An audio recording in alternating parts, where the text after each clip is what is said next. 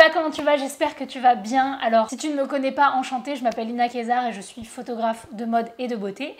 Et sur cette chaîne YouTube, on parle de plein de trucs qui ont rapport avec la photo, de la retouche, je te montre des backstage, je t'apprends à faire des contrats, plein de trucs. Mais aujourd'hui, je voulais te faire une vidéo un petit peu plus légère et un petit peu différente parce que je voulais te parler de films qui ont rapport avec la photo. Je vais te parler de 5 films en rapport avec la photo que j'ai beaucoup aimé et que je voulais te conseiller.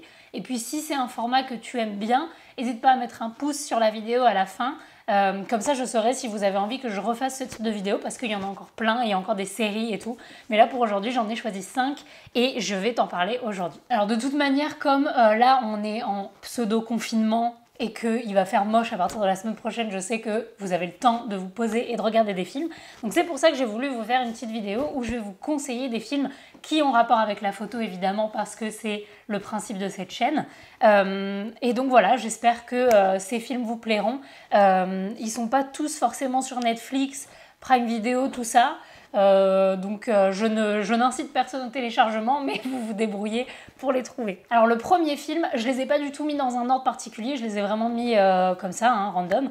Le premier film c'est Closer, entre adultes consentants. Alors, je sais que le titre fait pas du tout rapport avec la photo, je suis bien d'accord. C'est un film de Mike Nichols, le réalisateur, et dedans il y a plein d'acteurs que tu connais très certainement. Il y a Clive Owen, Julia Roberts, Natalie Portman et Jude Law. C'est les 4 acteurs principaux. Donc déjà un casting assez cool. Et donc ce film, ça raconte un petit peu le carré amoureux qu'il y a entre une stripteaseuse, un écrivain, une photographe et un dermato. Je sais, le dernier, il est pas très glam. Et donc c'est une histoire un petit peu d'adultère et de jeu de séduction qui va tourner mal pour les personnages, donc les 4 personnages principaux.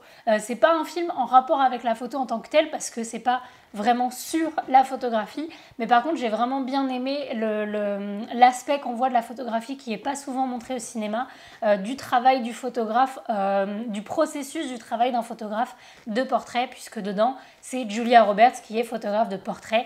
Et que dire de plus? Je veux dire, ça c'est l'argument principal, j'ai pas besoin de vous dire autre chose, à part Julia Roberts qui est une photographe, ça donne déjà envie de voir le film. Donc voilà, c'est un film assez sympa, qui est un petit peu en rapport avec la photo que je vous conseille. Le deuxième film, c'est La Cité de Dieu de Fernando Meirelles. Alors c'est un film qui est sorti en 2002, c'est un film brésilien.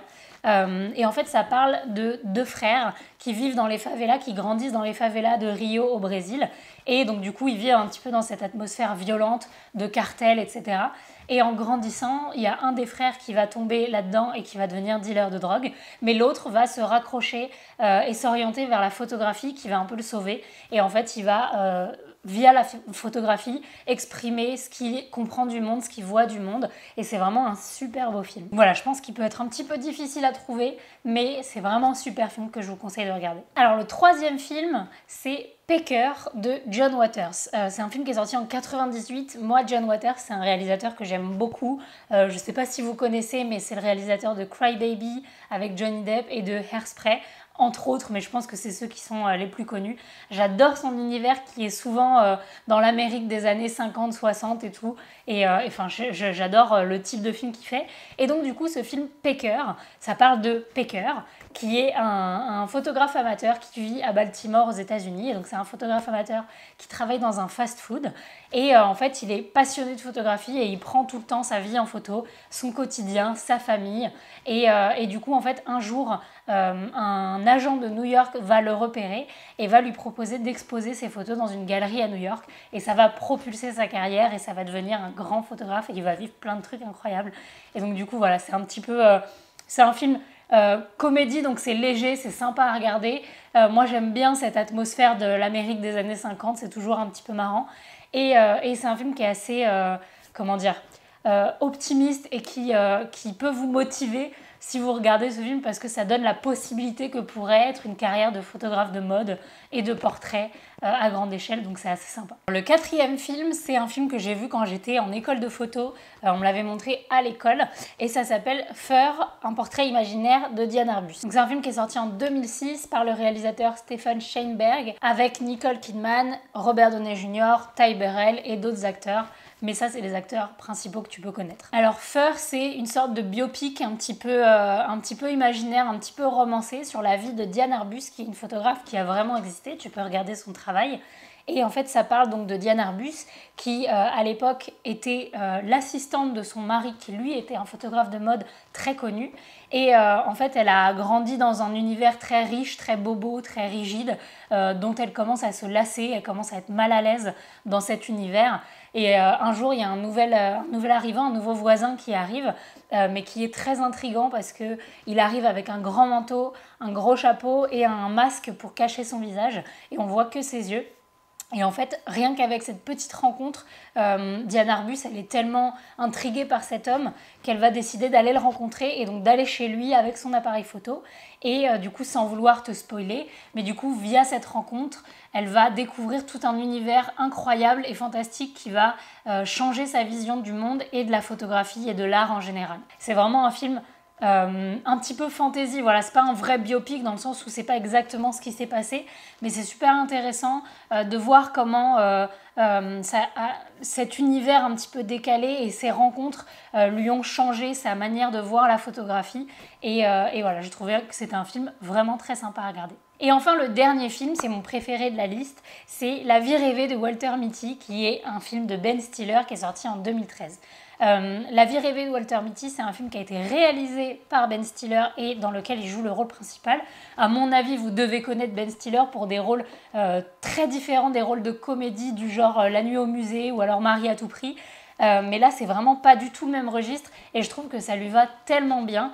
Donc je vous invite vraiment à le regarder dans ce type de registre. Et puis c'est lui qui a réalisé ce film, je ne savais même pas qu'il était réalisateur avant de voir ce film. Et donc en fait, Walter Mitty, ça raconte l'histoire de Walter, qui est un employé d'un magazine photo qui s'appelle Life. Et lui, dedans, il travaille dans les archives des négatifs, donc il a vraiment un petit rôle un petit peu reclus. Et Walter, c'est un rêveur, c'est un mec qui fait des rêves éveillés, il a des fois des absences parce qu'il est en train de s'imaginer des trucs de ouf dans sa vie. Parce que dans sa vie, en fait, il se fait chier tout simplement. Désolée pour le vocabulaire. Et en fait, du coup, un jour, pour son anniversaire, le photographe de Life, du magazine Life, qui est Sean O'Connell, qui est joué par Sean Penn, va lui envoyer du coup des négatifs. Et c'est pour la couverture du magazine Life. Et donc, il va lui recommander d'utiliser le négatif numéro 25. Seulement, ce négatif, il n'est pas dedans. Et donc, du coup, comme le job de Walter Mitty, il est en jeu, il va devoir aller retrouver cette pellicule, ce négatif, pour pas se faire virer, tout simplement. Et donc, du coup, il va prendre son courage à deux mains et il va y aller. Il va partir dans une aventure incroyable. Il y a des images dans ce film qui sont magnifiques, cinématographiquement parlant. Il y a vraiment des pépites. Et du coup, il va partir à l'aventure pour aller chercher ce fameux négatif et ça va lui changer sa vie. J'adore ce film. C'est un film que j'ai vu quand j'étais en BTS photo et je me rappelle que... Alors, je sais plus si c'était pendant les période des épreuves ou si c'était en été et tout, mais moi j'ai un souvenir incroyable où on était partis avec des potes du BTS au MK2 de Paris et on était allés voir ce film l'après-midi et genre on savait pas du tout que c'était en rapport avec la photo, mais vraiment pas du tout. Et en fait, du coup, étant en BTS photo, on était fascinés par ce film et on est sortis de la salle genre en se regardant en disant c'est quoi ce qu'on vient de voir, c'était trop bien, c'était trop beau. Donc vraiment j'ai un souvenir incroyable de ce film, je le recommande 1000 fois et je crois en plus qu'il est sur Netflix, donc c'est facile pour vous de le regarder. Voilà, donc c'était les 5 films dont je voulais vous parler aujourd'hui. Si vous avez d'autres films ou séries en rapport avec la photo, mettez-les en commentaire, comme ça je les regarderai et puis si c'est un format que vous avez aimé, je referai ce type de vidéo avec plaisir. De toute façon j'adore regarder des films et en ce moment on a un peu que ça à foutre quand il va faire moche. Donc voilà, comme d'habitude n'oublie pas, si tu aimes les vidéos en rapport avec la photo, de t'abonner à ma chaîne YouTube et de mettre la cloche pour ne louper aucune des nouvelles notifications. Et si tu veux voir mon travail en tant que photographe, tu peux t'abonner à mon Instagram, je te mets le lien en barre d'infos. Sur ce, comme d'habitude, merci d'avoir regardé la vidéo et moi je te fais des bisous. Ciao!